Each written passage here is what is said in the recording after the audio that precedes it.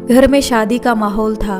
परसों रिया की ननंद शालू की शादी है और आज उसका महिला संगीत था। रिया को शादी की भागदौड़ में पार्लर जाने का समय ही नहीं मिल पाया था। रिया सोच रही थी कि अब तो खुद ही तैयार होना पड़ेगा, पर रिया को ज़्यादा मेकअप करना नहीं आता था। फिर उसने हल्का मेकअप किया और नीले रंग का अनारकली सूट पहना, कानों में बड़े बड़े झुमके पहने। कोई बाल सजाना ना आने के कारण रिया ने बालों को खुला ही छोड़ दिया था। तैयार होने के बाद रिया बहुत ही सुंदर लग रही थी। नीले रंग का अनारकली सूट रिया पर खूब फब रहा था। तभी रूम में रिया का पति रवि आता है। रिया को देखकर रवि भी उसकी तारीफ किए बिना नहीं रह पाया। रवि कहता है, यार तू तो बेकार ही पार्लर जाने के लिए कह रही थी, तुम तो ऐसे ही बहुत सुंदर लग रही हो। अच्छा, रिया ने बात को टालते हुए कहा, बताओ किस काम से आए हो? ओ याद आया, वो चाची जी तुम्हें बुला रही है। ठीक है, आप चलो मैं आती हूँ। सुनकर रवि रूम से चला जाता है और रिया मुस्कुराकर रह जाती है। रिया चाची जी से मिलने के लिए जाती है। रिया को देखते ही चाची जी ब्यूटीफुल बोलती है, जिस पर रिया हंस देती है। वहीं पर रिया की ननंद शालू और सास भानुमति भी होती है। शालू अभी अभी पार्लर से तैयार होकर आई है। उसने हल्के पिंक कलर का लॉन्ग ड्रेस पहनी हुई थी और बहुत अच्छा हेयर स्टाइल बनाया हुआ था। शालू को चाची जी का इस तरह रिया की तारीफ करना पसंद नहीं आता। वो अजीब तरीके से रिया को देखती है। शालू सोचती है कि मैं तो पार्लर से तैयार होकर आई हूँ, तब भी चाची जी ने मेरी तारीफ नहीं की, और भाभी तो घर पर ही तैयार हुई है, तब भी चाची जी भाभी की तारीफ कर रही है। शालू को इस तरह अपनी ओर देखते हुए रिया को थोड़ा अजीब सा लगता है। वो शालू को कहती है, दीदी आप बहुत सुंदर लग रही हो। शालू थैंक यू कहकर वहाँ से चली जाती है। चाची जी रिया को अपने साथ बाहर चलने के लिए कहती है, क्योंकि आस पड़ोस की औरतें भी आ चुकी है। पहले ढोलक पर गाने होंगे, उसके बाद डीजे पर डांस होगा। रिया डांस के बारे में सोचकर बहुत ही उत्सुक है, क्योंकि उसके मायके में सब ग्रुप में डांस करते थे और उसे बहुत मज़ा आता था। यहाँ पर भी उसने सोचा ग्रुप डांस में बहुत मज़ा आएगा। पहले ढोलक पर गाने और भजन गाए गए, उसके बाद डीजे पर एक एक करके औरतों ने डांस करना शुरू कर दिया। अब तो रिया के हाथ पांव फूल गए। सोलो डांस तो उसने आज तक नहीं किया। ग्रुप डांस में तो किसी का ध्यान नहीं होता कि कौन क्या कर रहा है, लेकिन सोलो डांस, वो भी इतने सारे लोगों के सामने। उसने सोचा वो डांस नहीं करेगी, लेकिन कौन मानने वाला था। उसे जबरदस्ती डांस के लिए खड़ा कर दिया गया। उसने भी जैसा आता था मन से डांस कर दिया। डांस करने के बाद सबने तालियां बजाकर उसकी खूब तारीफ की और कई औरतों ने उससे कहा कि उसने बहुत अच्छा डांस किया है। रवि ने भी थम्स अप करके इशारे से बताया कि रिया ने बहुत अच्छा डांस किया है। रिया को बहुत खुशी हो रही थी। उसे तो पता ही नहीं था कि उसे इतना अच्छा डांस करना आता है। उसने पहली बार सोलो डांस किया था। रिया जाकर अपनी ननंद शालू के पास बैठ जाती है।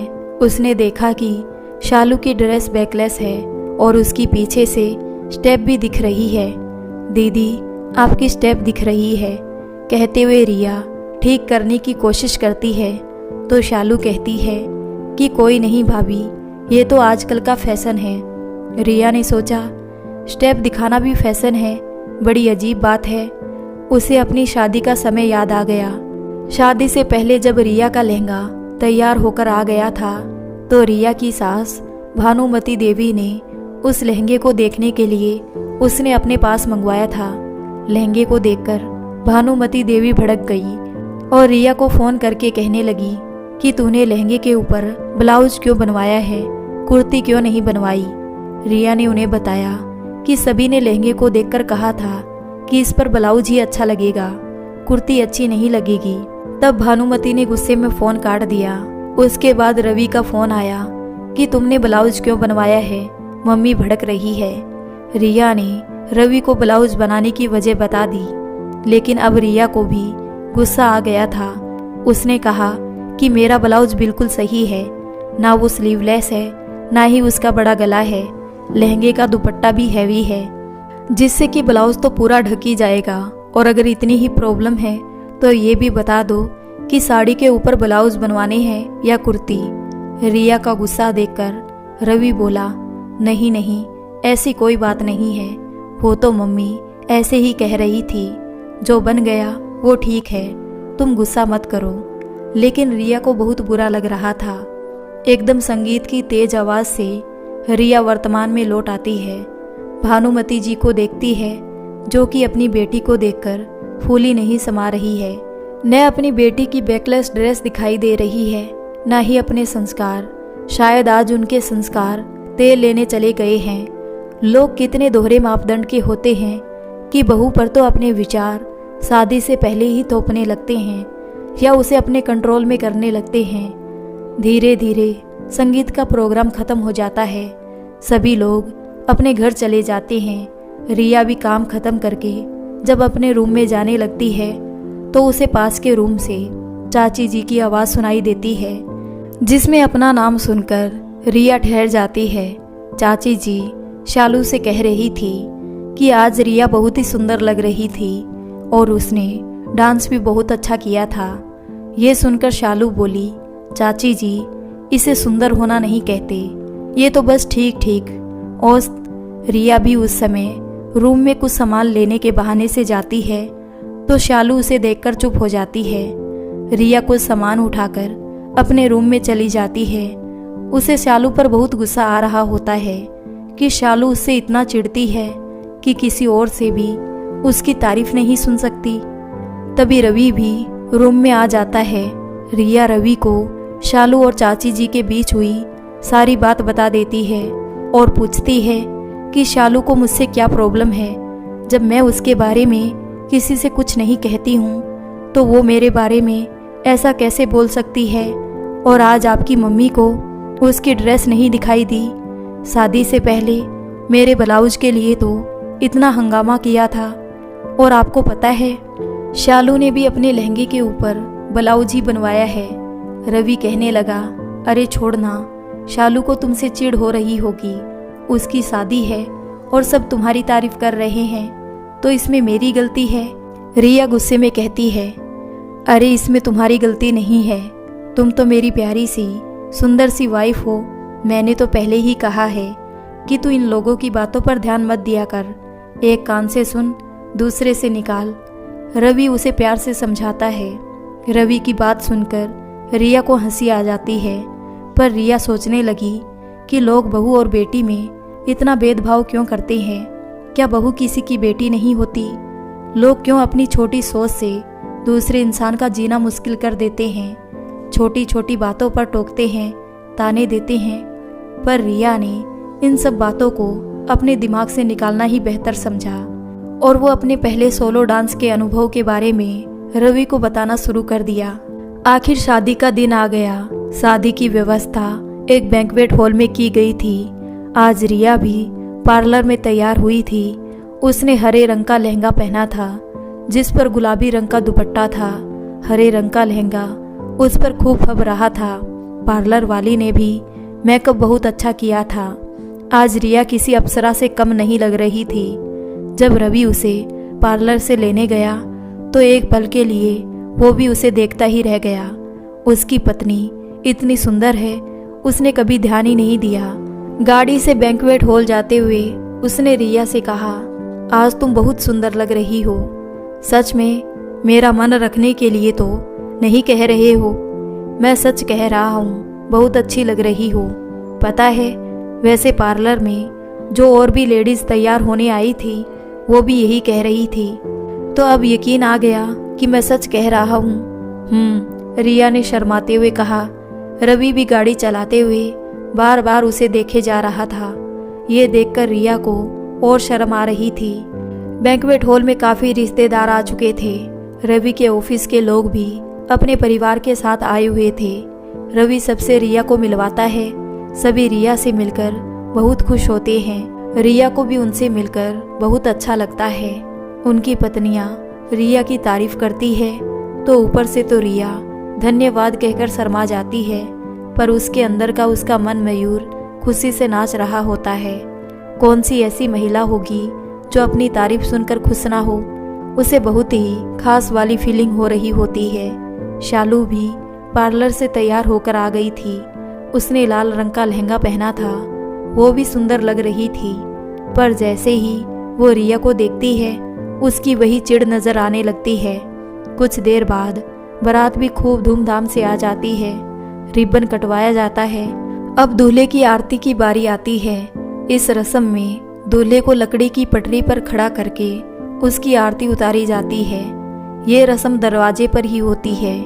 पर ये क्या, भानुमती देवी तो घर से पटरी और आरती की थाली लाना ही भूल गई। बहुत ही असमंजस की स्थिति हो जाती है। ये एक महत्वपूर्ण रस्म है जो दूल्हे के स्वागत के लिए की जाती है। लोगों में खुसर फुसर होने लगती है। तभी दूल्हे की माँ आगे आकर भानुमती देवी से कहती है, कोई बात नहीं बहन जी, आप आरती का सामान मंगवा लीजिए, आरती स्टेज पर हो जाएगी। ये सुनकर भानुमती देवी की सांस में सांस आती है तो रवि को जल्दी से पटरी और आरती की थाली लाने के लिए घर भेज देती है। रवि घर से पटरी और आरती का सामान ले आता है। दूल्हे की आरती की रस्म पूरी की जाती है। आरती हो जाने के बाद शादी की दूसरी विधियां शुरू हो जाती है। 7 फेरे होने के बाद वधू पक्ष और वर पक्ष के लोग आराम करने लगते हैं। दूल्हे की माँ रिया के पास आकर कहती है, बेटा हमें कुछ गद्दे कम पड़ रहे हैं, क्या कुछ गद्दों का इंतज़ाम हो सकता है?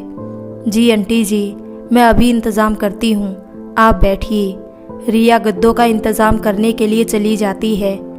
दूल्हे की माँ वहीं बैठकर इंतज़ार करने लगती है। रिया गद्दों का इंतज़ाम कर देती है। आंटी जी, मैंने गद्दे बिछवा दिए हैं, आप आराम कर लीजिए। थैंक यू बेटा, कहकर दूल्हे की माँ चली जाती है। रिया भी घर की औरतों के पास आकर बैठ जाती है, जो पहले से ही कुछ बातें कर रही है। आ रिया, बैठ हमारे पास। तेरी शादी के बाद अब तुझसे मिल रहे हैं। अब तो शादी ब्याह ही बहाना रह गया है एक दूसरे से मिलने का, वरना किसके पास टाइम है आजकल। उनमें से एक औरत रिया से कहती है, जो रिश्ते में रिया की ननद लगती थी। जी दीदी, आप सही कह रही हो, बहुत अच्छा लगा आप लोगों से मिलकर। अच्छा हुआ आप लोग शादी में आए, हमें भी तुमसे मिलकर बहुत अच्छा लगा। आज बहुत प्यारी लग रही है। थैंक यू दीदी। हम लोग तो शालू की सास के बारे में बातें कर रहे थे, कितनी अच्छी है। आरती को लेकर गड़बड़ हो गई, सोने के लिए गद्दे नहीं मिल रहे थे, फिर भी एक शब्द नहीं कहा, चुपचाप गद्दों का इंतज़ाम कर रही थी। और एक भानुमती चाची है, उन्होंने कितना हंगामा किया था तेरी शादी में, कितना सुनाया था तेरे घर वालों को, याद है तुझे? याद है दीदी, वो सब मैं कैसे भूल सकती हूँ, भूलना भी चाहूँ तब भी भूल नहीं सकती। सोचकर ही रिया उदास हो जाती है। रिया की शादी के लिए रिया के पापा ने अपनी हैसियत से भी ज़्यादा तैयारी की थी। रवि के घर वालों की पसंद की गाड़ी, उनकी पसंद का फर्नीचर, उनकी पसंद के सारे वर पक्ष को दिए जाने वाले कपड़े, सारा दहेज उन्हीं की पसंद का था। फिर भी भानुमती देवी और उनके पति दौलत राम उन्हें फ़ोन करके बार बार आगाह करते रहते कि शादी में कोई कमी ना रह जाए। रिया के पापा अपनी बेटी की शादी में कोई कमी नहीं छोड़ना चाहते थे। उन्होंने वैसी ही तैयारी की जैसे लड़के वाले चाहते थे, लेकिन लड़के वालों के बार बार कहने से वो घबरा रहे थे कि कहीं शादी में कोई कमी ना रह जाए। शादी लोकल थी, इसलिए बारात में आने वाले लोग भी निश्चित नहीं थे। शादी बैंक्वेट हॉल में हो रही थी। शादी के दिन रिया पार्लर से ही बैंक्वेट हॉल पहुंचने वाली थी। घर के सभी लोग शादी स्थल पर पहुंच चुके थे। सभी बेसब्री से बारात का इंतज़ार कर रहे थे। रिया की भाभी, बहन, परिवार की सभी औरतें दरवाजे पर खड़ी बारात का इंतज़ार कर रही थी। दूसरी ओर से शहर भर के मेहमानों का आना भी लगातार जारी था। लोकल शादी थी, इसलिए दोनों तरफ के लोग भी एक दूसरे को जानते थे। रिया के पापा और भाई उनके स्वागत में लगे हुए थे। रिया की बहन स्वाति तो आज बहुत ही खुश थी। आज उसे जूते चुराने का मौका जो मिलने वाला था, जूते चुराने के लिए उसने बड़ी प्लानिंग कर रखी थी। तभी नाचती गाती बारात भी आ जाती है। रिबन कटवाने की रस्म के बाद दूल्हे की आरती की तैयारी की जाती है। तभी एक गड़बड़ हो जाती है। लकड़ी की पटरी जो घर ही भूल गए। बस इसी बात पर भानुमती देवी भड़क जाती है और जोर जोर से चिल्लाना शुरू कर देती है। इतनी भी अकल नहीं कि दूल्हे की आरती में पटरी भी रखते हैं। रीति रिवाजों का तो बिल्कुल भी पता नहीं है तुम लोगों को। ढंग से स्वागत करना भी नहीं आता। अगर शादी की तैयारी ढंग से नहीं कर सकते थे तो शादी करनी ज़रूरी थी। तुम्हारे घर में मर्द नहीं है स्वागत करने के लिए। भानुमती देवी के जो मुंह में आ रहा था वो लगातार बोले जा रही थी। रिया की भाभी, बहन और परिवार वाले चुपचाप उन्हें सुने जा रहे थे। बारात के आदमी और औरतें उन्हें अजीब तरीके से देख रहे थे, जिसे उन्हें बहुत ही शर्मिंदगी हो रही थी। और शहर से आए मेहमान भी ये तमाशा देख रहे थे। अजीब माहौल हो गया था, पर भानुमती देवी तो रुकने का नाम ही नहीं ले रही थी। स्वाति को बहुत रोना आ रहा था। उससे वहाँ खड़ा भी नहीं हुआ जा रहा था। सारे मेहमान यही तमाशा देख रहे थे। फिर किसी तरह भानुमती देवी की बहन ने उन्हें चुप कराया और दूसरी तरफ ले गई। तब जाकर कुछ शांति हुई। चुपचाप दूल्हे की आरती कर ली गई। अब शादी में किसी को भी उत्साह नहीं रहा। रिया का भाई वेद रवि को स्टेज तक ले जाता है। चारों ओर सन्नाटा पसर जाता है। भानुमती देवी के व्यवहार से सभी हैरान थे कि वो ऐसा कैसे कर सकती है। सारे मेहमानों के सामने लड़की वालों को इतना कैसे सुना सकती है। पर भानुमती देवी को अपने किए का कोई पछतावा नहीं था। वेद के दोस्त रोहन से नहीं रहा जाता।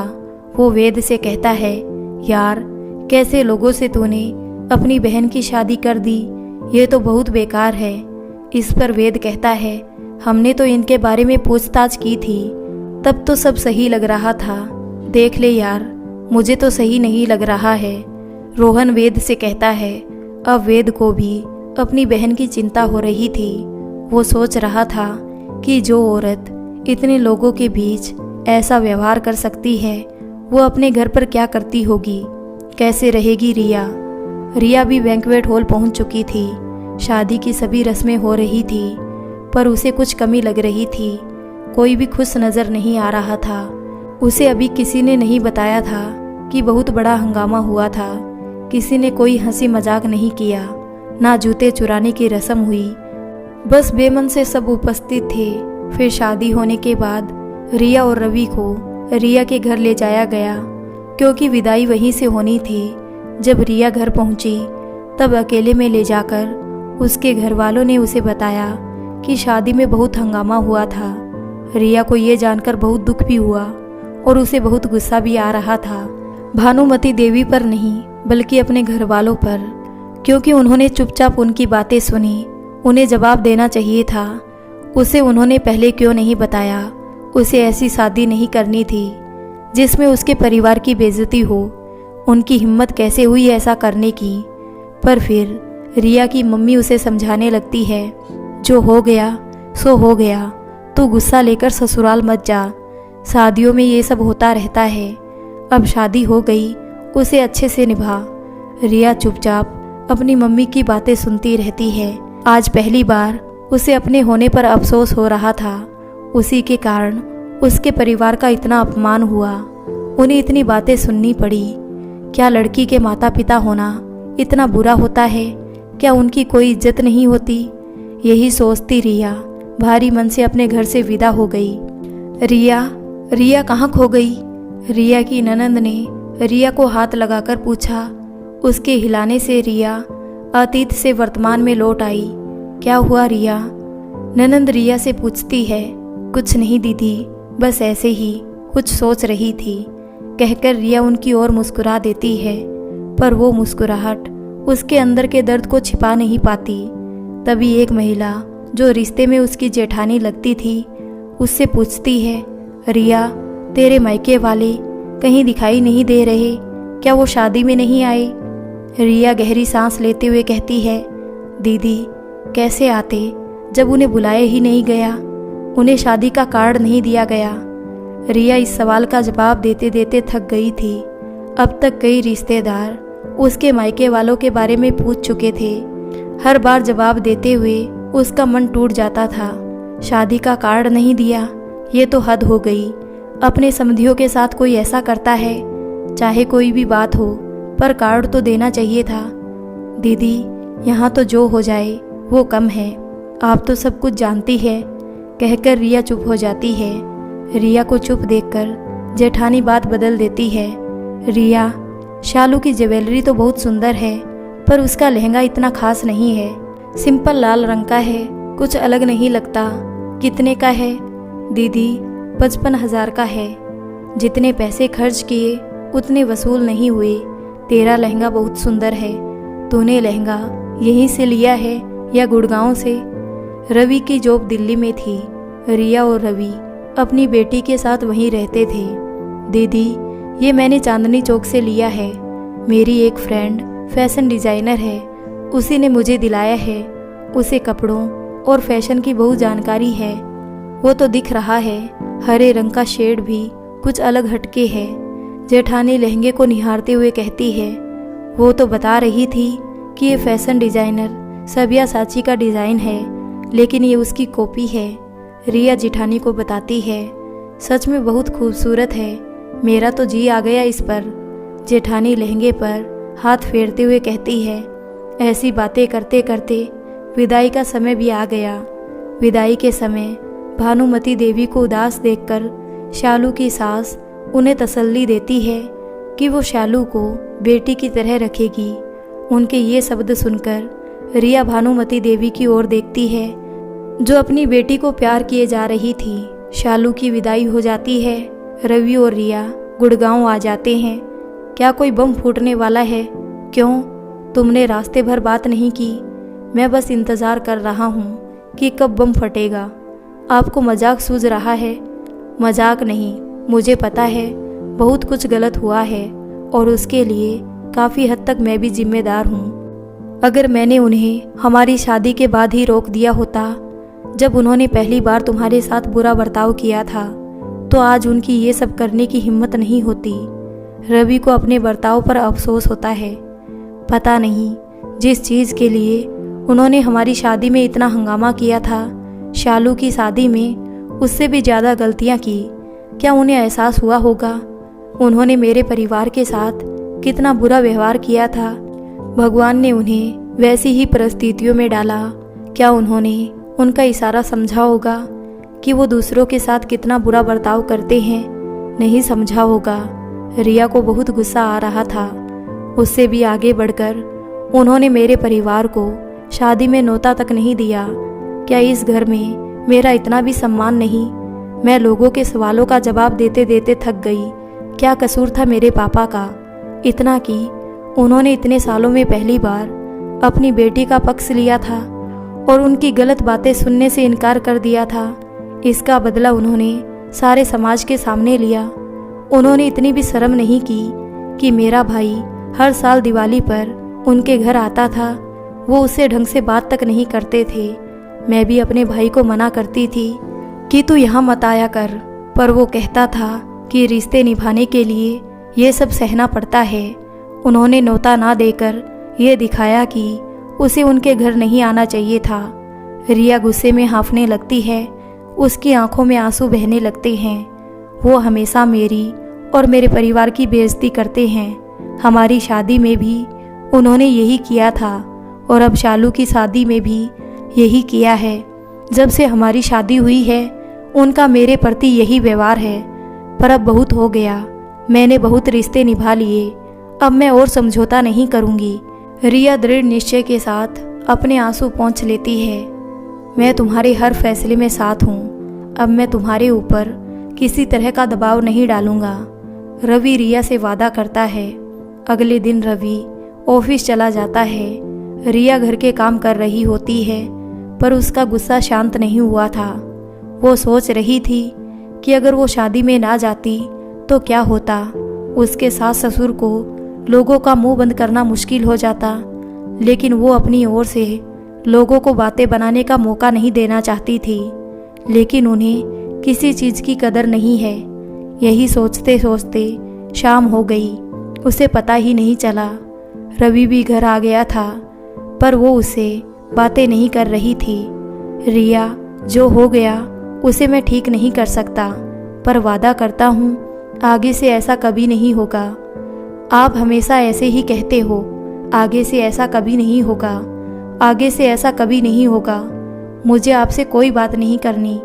अच्छा, मैं तुम्हें एक ऐसी बात बताऊंगा कि तुम खुश हो जाओगी। रवि रिया को छेड़ते हुए कहता है। मुझे आपकी कोई बात नहीं सुननी।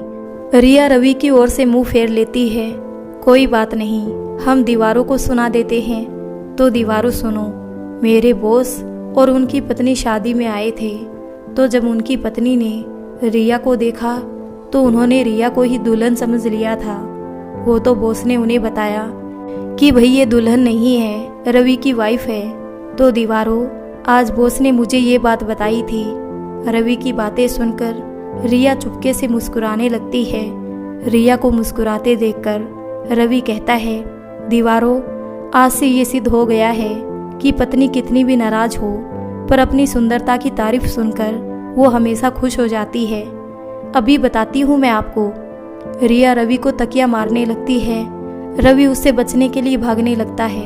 शालू की शादी हुए 4 महीने हो गए थे। रिया के जीवन में भी खुशखबरी आ गई थी। वो 3 महीने की गर्भवती थी। रिया और रवि बहुत खुश थे, परंतु डॉक्टर ने रिया को बेड रेस्ट बताया था। रिया फिर भी घर के काम करती रहती थी, लेकिन उसकी तबीयत थोड़ी खराब ही रहती थी।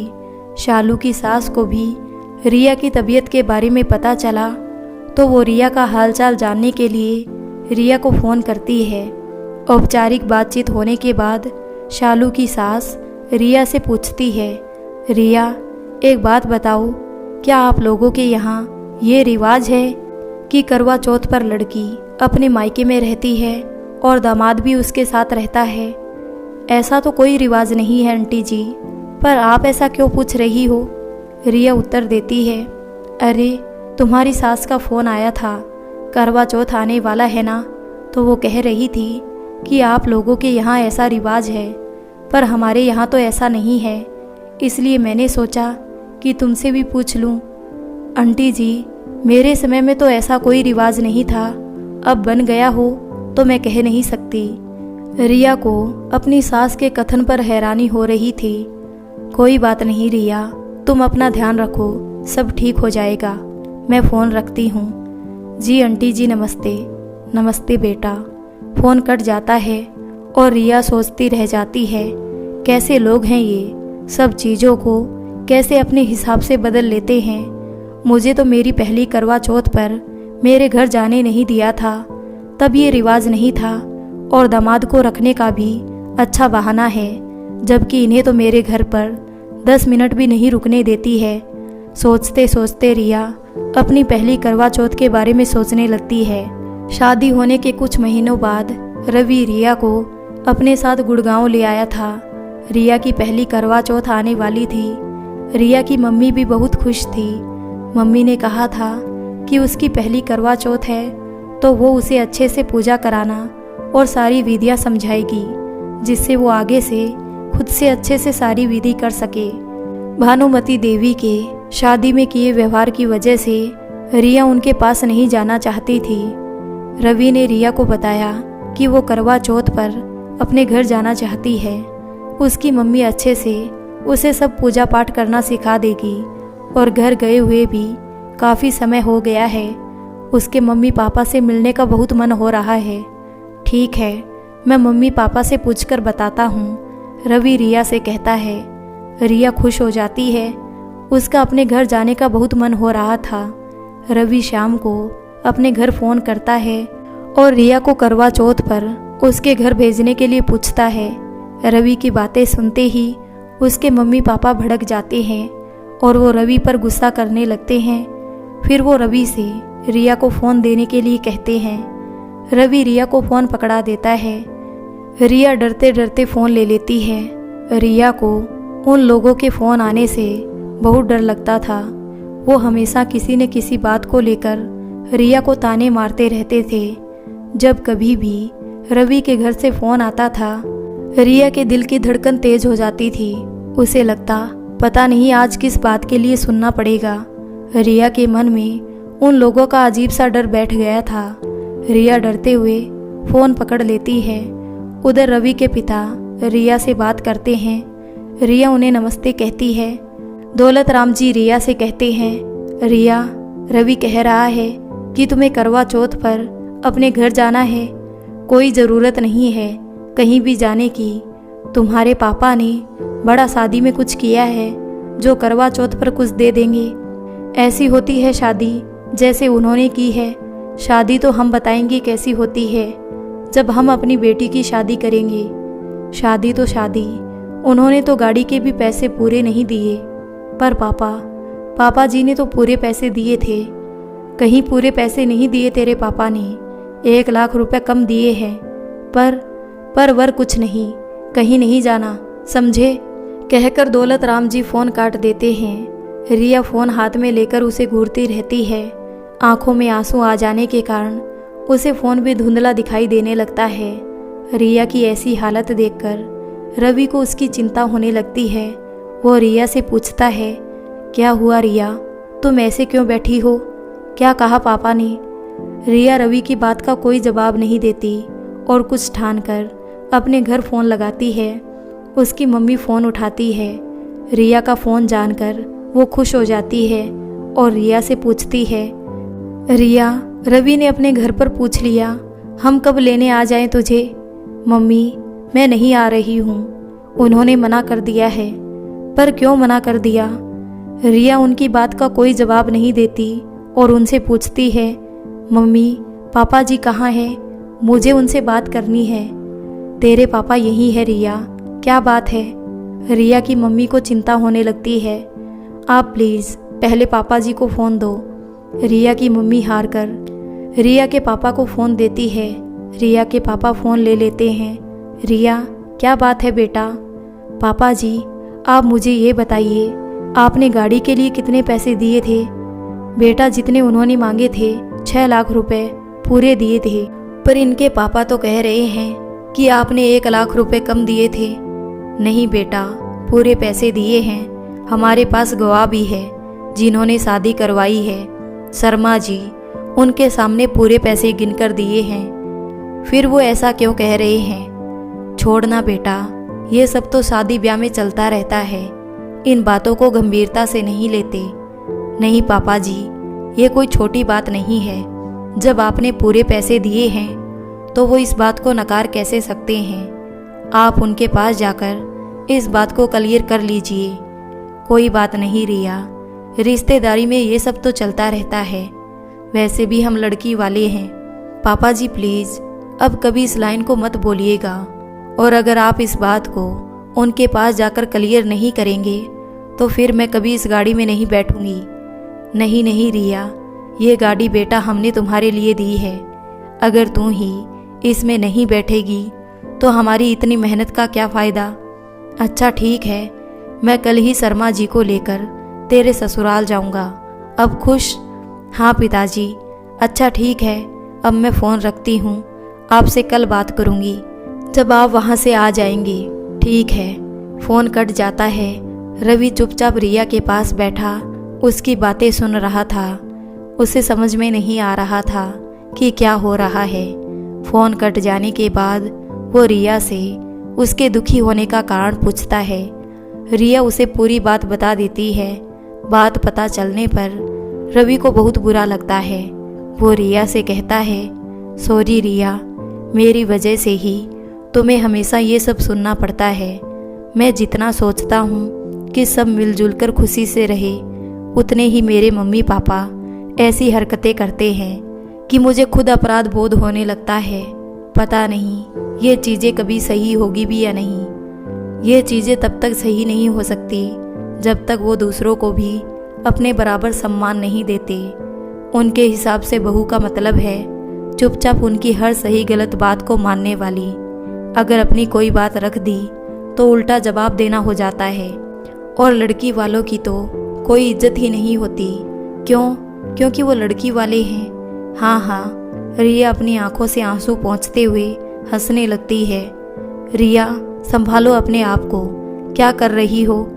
तुम्हें अपने घर जाना है तो मैं छोड़ आऊँगा, तुम चिंता मत करो। मुझे कहीं नहीं जाना, पता है कभी कभी मन करता है मर जाऊं, सब खत्म, सारी मुसीबतें ही हमेशा के लिए खत्म, मेरे परिवार की बेइज्जती होना खत्म। पर क्या मैं सुकून से मर सकती हूँ? तब क्या सब ठीक हो जाएगा? सब कहेंगे अरे शादी के बाद लड़की ने सुसाइड कर लिया, जरूर किसी से चक्कर चल रहा होगा, लड़की में ही कमी होगी, तब भी मेरी फैमिली को ही सुनना होगा और अपने परिवार का भी ख्याल आता है। उन्होंने मेरी हर छोटी से छोटी इच्छा पूरी की, मुझे इतना प्यार दिया और मैं उन्हें इतना बड़ा दुख दे दूं, वो ये सब डिज़र्व नहीं करते। और मैं, तुम्हें मेरा ख्याल नहीं आता? रवि रिया के आंसू पोंछते हुए उससे सवाल करता है। आपका क्या है? आप मज़े से अपने मम्मी पापा की पसंद से दूसरी शादी करना, मुझे कोई दूसरी शादी नहीं करनी। मैं अपनी इसी शादी में बहुत खुश हूँ। मुझे तुम्हें वो फ़ोन ही नहीं देना चाहिए था, मुझे क्या पता था पापा ये सब बातें करेंगे। कहकर रवि अपने पापा से बात करने कमरे से बाहर चला जाता है। रिया भारी कदमों से अपने बिस्तर पर जाकर लेट जाती है। रोते रोते कब उसकी आंख लग जाती है उसे पता ही नहीं चलता। जब रवि कमरे में आता है तो वो सो चुकी होती है। वो रिया को कंबल उड़ा देता है। रवि रिया को सोते हुए देख रहा होता है कि कितनी खुश थी उसकी रिया, अपने घर जाने के लिए कितनी उत्सुक थी, पर एक फ़ोन ने उसकी सारी खुशी छीन ली। रवि रिया के सिरहाने बैठकर उसके बालों में हाथ फेरते हुए कहता है, मुझे माफ़ कर दो रिया, ये सब मेरी गलती है। वो तुमसे ये सब कह पाते हैं क्योंकि मैंने कभी उन्हें रोका नहीं। मुझे लगा वो मेरे मम्मी पापा है, मेरा उनके प्रति फ़र्ज़ है, पर अब और नहीं, मेरे तुम्हारे प्रति भी जिम्मेदारी है। मैंने उन्हें मना कर दिया है, अब वो तुम्हें कभी कुछ नहीं कहेंगे। अगर उन्हें कुछ कहना है तो मुझसे कहेंगे। अब मैं तुम्हें कभी किसी को कुछ कहने नहीं दूंगा, ये मेरा वादा है तुमसे। अगले दिन रिया की आंख जल्दी खुल जाती है। वो बालकनी में जाकर खड़ी हो जाती है। बाहर ठंडी हवा चलने के कारण वो दोनों हाथों में अपने आप को समेट लेती है। आसमान में पक्षी स्वच्छंद उड़ान भर रहे थे। पंछियों की चहचहाट उसके मन को सुकून दे रही थी। काश मैं भी एक पंछी होती तो इस आकाश में स्वच्छंद उड़ान भरती, बिना किसी की परवाह किए। रिया मन में सोचती हुई गहरी सांस लेती है। क्या सोच रही हो? कहते हुए रवि रिया के गले में अपनी बाहें डाल देता है। कुछ नहीं, बस इन पंछियों को देख रही थी। चलिए आप तैयार हो जाइए, मैं आपके लिए नाश्ता बना देती हूँ। मैं सोच रहा था कि आज ऑफिस से छुट्टी ले लेता हूँ और तुम्हें कहीं घुमाने ले चलता हूँ। नहीं, उसकी कोई ज़रूरत नहीं है, मेरा कहीं जाने का मन नहीं है, आप ऑफिस चले जाइए। पर रिया, फिर कभी घूमने चलेंगे, आज आप ऑफिस जाइए। तो मैं घर पर रुक जाता हूँ, तुम उदास लग रही हो। नहीं, मैं ठीक हूँ, आप फिक्र मत करिए। पर मुझे तो ऐसा नहीं लग रहा है, आपको पता है ना, मुझे थोड़ा समय लगता है, पर मैं ठीक हो जाती हूँ। रिया, कल के बारे में अभी मुझे इस बारे में कोई बात नहीं करनी। अच्छा ठीक है, जब तुम्हारा मन होगा तब बात करेंगे, ठीक है? रिया हाँ में सिर हिला देती है। रवि तैयार हो नाश्ता करके ऑफिस चला जाता है। रिया बार बार घड़ी की ओर देखे जा रही थी। आज उससे समय काटे नहीं कट रहा था। आज घड़ी इतने धीरे धीरे क्यों चल रही है? वो एक दो बार अपने घर फ़ोन कर चुकी थी। उसकी मम्मी ने उसे बताया था कि उसके पिताजी शर्मा अंकल के साथ उसके ससुराल गए हुए हैं। दोपहर के 3 बज चुके थे। फ़ोन की घंटी बजती है। रिया की मम्मी का फ़ोन था। हेलो मम्मी, बात क्लियर हो गई? हाँ बाबा, हो गई। जैसे ही तेरे पिताजी घर आए हैं, उन्होंने सबसे पहले तुझे ही फ़ोन करने को कहा है। ले अपने पापा से खुद ही बात कर ले। रिया की मम्मी उसके पापा को फ़ोन दे देती है। हेलो हेलो पिताजी, नमस्ते। वो पिताजी, सारी बात क्लियर हो गई है ना? उन्हें पता चल गया ना कि हमने पूरे पैसे दिए हैं? हाँ बेटा, पता चल गया। पर तू पहले सांस तो ले ले। आपने जो कहा उससे सुनने के बाद अब मैं चैन की सांस ले पा रही हूँ, वरना कल से तो जैसे मेरा दम घुटा जा रहा था। बेटा तू ऐसे परेशान ना हुआ कर, हम हैं ना तेरी हर परेशानी को दूर करने के लिए। जानती हूँ पापा जी, तभी तो जी पा। कहते हुए रिया चुप हो जाती है। पर पापा जी, आपने उन्हें यकीन कैसे दिलाया? अरे ये तो सब शर्मा जी का कमाल है। ऐसा क्या किया शर्मा अंकल ने पिताजी? तू तो जानती है तेरे ससुराल वालों ने अपनी सारी डिमांड हमें पेपर पर लिख कर दी थी, और क्योंकि शर्मा जी बिचौलिए थे और हमारे आदरणीय भी है, तो मैंने सारा सामान और गाड़ी के पैसे उन्हीं से तेरे ससुराल वालों को दिलवाए थे। तो जब उन्होंने सभी कुछ उन्हें दिया तो तेरे ससुर से उनके द्वारा दिए गए पेपर से मिलवाया भी, और जब सब कुछ उनकी मांगों के अनुसार था तो उनसे उस पेपर पर हस्ताक्षर ले लिए कि हमारी ओर से इतना सामान और पैसे उन्हें दिए गए हैं, और आज वही पेपर काम आ गया। वाह पापा जी, शर्मा अंकल ने तो कमाल कर दिया। हाँ बेटा, आज उन्हीं के कारण हम ये सिद्ध कर पाए, वरना हमारी बेटी तो कभी उस गाड़ी में नहीं बैठने वाली थी जो उसके पापा ने उसके लिए दी थी। पापा जी देख रिया, कोई कुछ भी कहे तो हमारे लिए अनमोल है। हमने तेरी शादी की है, तुझे छोड़ा नहीं है।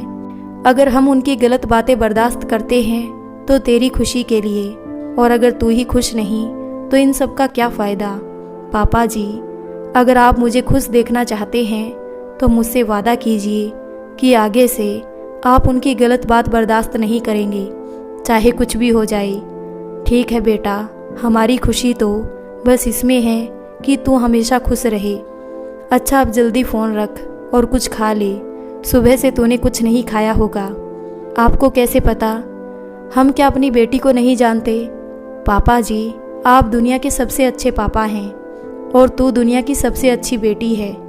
अपने पापा से बात होने के बाद अब रिया को काफ़ी हल्का लग रहा था। रिया वर्तमान में लौट आती है। कहाँ उसे पहले करवा चौथ पर अपने घर जाना था और कहाँ उन्होंने पैसों को लेकर उसे ताने मारने शुरू कर दिए थे। पता नहीं इन लोगों के दोहरे मापदंड कब समाप्त होंगे। रिया को याद आया कि जब उसने अपनी सास को बताया कि वो अंडे खाती है तो उसकी सास तुनक कर बोलती है, अगर हमें पहले पता होता तो हम ऐसी लड़की से अपने बेटे की शादी नहीं करते जो अंडे खाती है।